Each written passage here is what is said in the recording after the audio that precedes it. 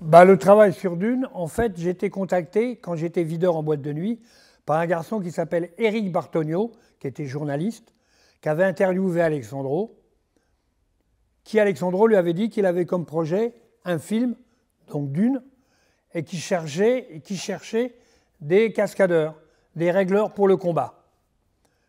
Et il m'a demandé si ça m'intéresserait de rencontrer Alexandro.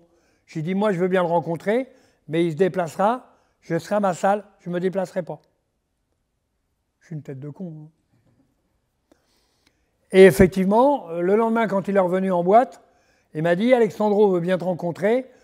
Je lui ai donné l'adresse où j'étais, dans le 5e arrondissement, rue de Pontoise, 26 rue de Pontoise, qui était où je m'entraînais en dehors des cours que je prenais.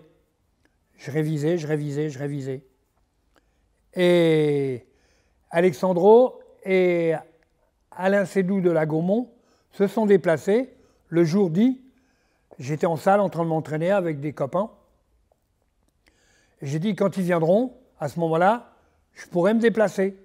Mais le nombre de rendez-vous qui te donnent et qui ne viennent pas, surtout dans le milieu de cinéma, ils te donnent des trucs, ils font le film avant le film, pendant le film et après le film. Mais en attendant, blablabla. Donc ça m'a un petit peu gonflé, pour ça que j'ai eu cette attitude. Ils sont déplacés avec 6 ou 7 personnes, le secrétaire d'un tel, le trésorier d'un tel, le producteur, Alexandro, le secrétaire, bon. Et quand ils sont venus, ils m'ont regardé. Ils sont repartis. Et 10 minutes, un quart d'heure après, le secrétaire est venu me voir. Le secrétaire de qui?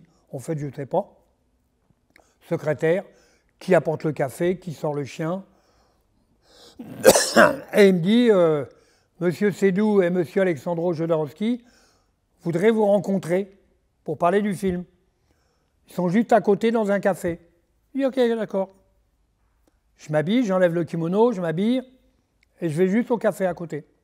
Effectivement, ils étaient là. Et Alexandro me dit, ben voilà, je t'ai choisi pour régler les combats. Est-ce que tu as un passeport? Je dis oui. Est-ce que tu peux être au Mexique dans 8 jours? Ils font les papiers, et 8 jours après, je partais à Mexico.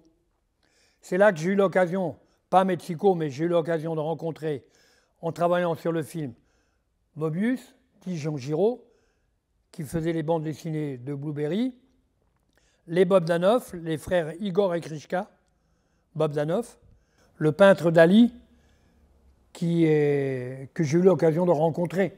Mais bon, avec d'autres personnes que j'ai rencontrées, donc j'ai oublié les noms. C'était pas un tournant, c'était un virage. C'est pas un tournant, c'est un virage complètement. Ça m'a permis d'arrêter d'être videur. Ça m'a permis de rencontrer plein de monde. Ça m'a permis d'écrire un premier bouquin. Et je me rappelle, Jean Giraud, Mobius, me disait, même s'il ne sort pas, c'est qu'un abcès, c'est comme un abcès. Tu auras fait sortir ce que tu avais à sortir. C'est très bien. Et effectivement, j'étais à l'hôpital pendant que je l'écris.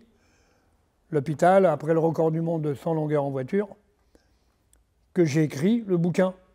Et là, ils ont été obligés de mettre une personne pour enlever toutes les fautes. Parce que 3 lignes, 50 fautes. Et là, le monsieur qui a corrigé les fautes, il avait mis des trucs à lui. Et ils ont été obligés de les enlever. Parce que ce n'était pas du tout dans mon vocabulaire. Ça partait d'un bon sentiment. Et j'ai eu l'occasion de rencontrer à l'occasion M. Robert Laffont, qui m'avait demandé de m'asseoir à côté de lui quand les journalistes sont venus à la sortie du bouquin, parce que ça a été édité chez Robert Laffont. Et j'avais fait une démonstration de nunchaku. Les journalistes, bon, pas habitués à voir sur moi un énergumène comme ça.